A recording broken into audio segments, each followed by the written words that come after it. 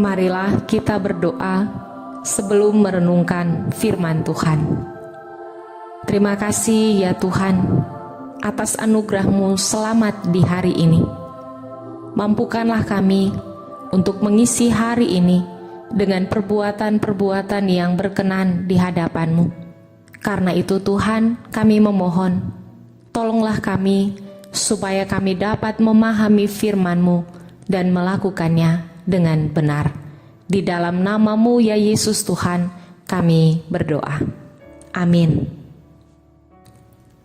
Renungan Harian Keluarga, Selasa 10 Mei 2022. 1 Korintus pasal 9 ayat 7 hingga 10. Siapakah yang pernah turut dalam peperangan atas biayanya sendiri? Siapakah yang menanami kebun anggur dan tidak memakan buahnya? Atau siapakah yang menggembalakan kawanan domba dan yang tidak minum susu domba itu? Apa yang kukatakan ini bukanlah hanya pikiran manusia saja. Bukankah hukum Taurat juga berkata-kata demikian?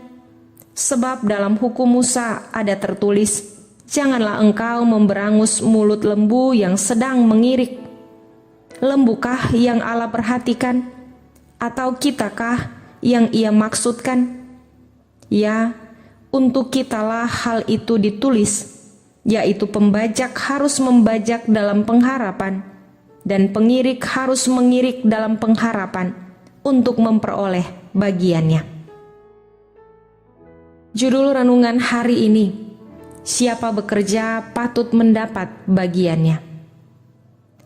Hak dan kewajiban adalah dua hal yang berbeda, tapi tak boleh dipisahkan. Hak dan kewajiban merupakan tindakan yang berkaitan erat dengan fungsi yang terpaut satu sama lain. Seseorang tak dapat menuntut haknya jika ia tidak melakukan kewajibannya. Seorang yang menuntut hak tanpa melakukan kewajibannya, ia adalah seorang pemeras.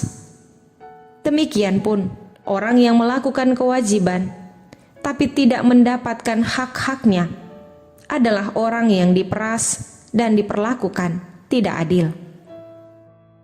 Pelayanan gereja merupakan bagian dari adanya pelaksanaan hak dan kewajiban.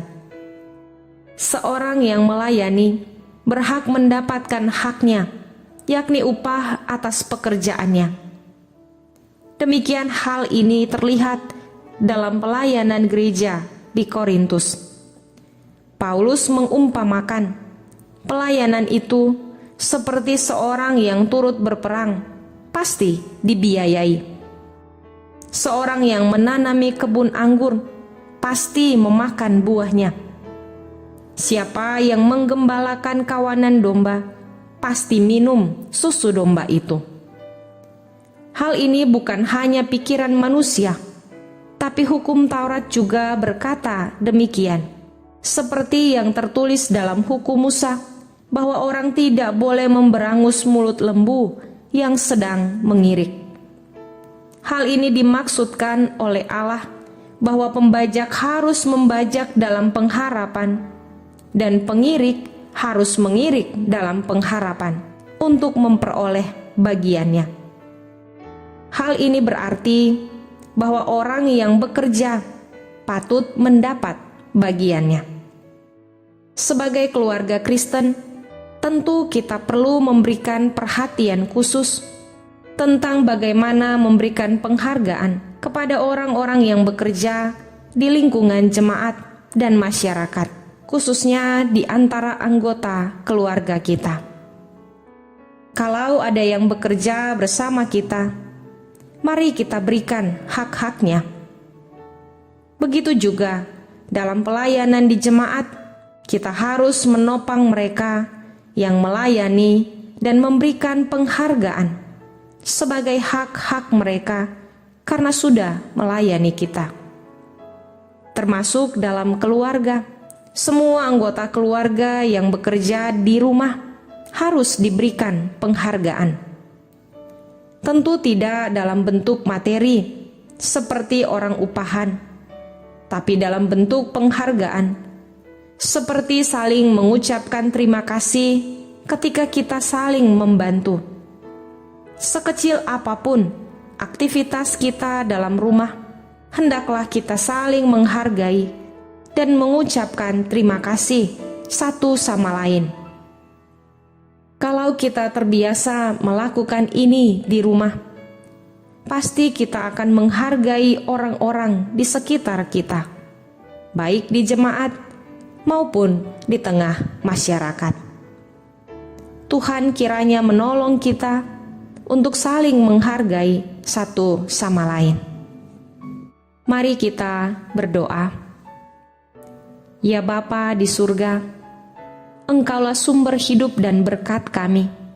Kiranya kasih setia dan anugerah selamat-Mu, lebih khusus melalui firman-Mu yang telah menjadi bagian kami, akan memberi kemampuan bagi kami untuk saling menghargai, terutama orang-orang yang menolong kami.